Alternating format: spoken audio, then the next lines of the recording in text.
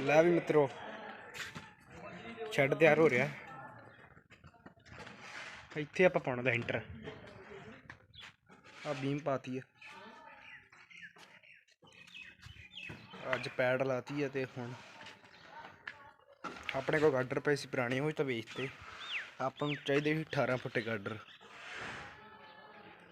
ਸੋ ਆਪਣੇ ਕੋਲ 13 ਜਾਂ 14 ਫੁੱਟੇ ਸੀਗੇ। ਆਪਾਂ ਜਦੋਂ ਹਟਾਇਆ ਸੀ ਨਾ ਮਕਾਨ, ਤੇ ਉਹਦੇ ਵਿੱਚੋਂ ਨਿਕਲੇ ਸੀਗੇ। ਆਵੇ ਆਹ ਤੋੜ ਹੀ ਪਾਤਾ ਅਗਾਂਹ ਤੱਕ। ਆਹ ਕਮਰਾ ਢਾਹ ਦੇਣਾ ਵਾ।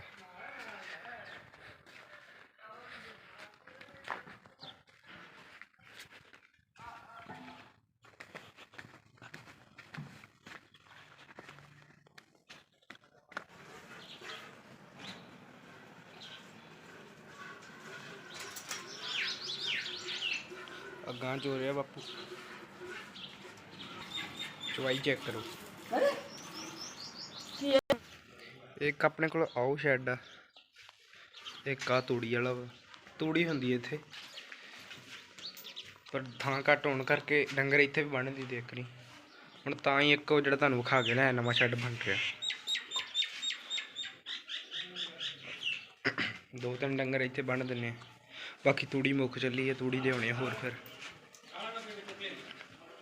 आवे तूड़ी मुक गई। हुण लगे पट्ठे कुतरन।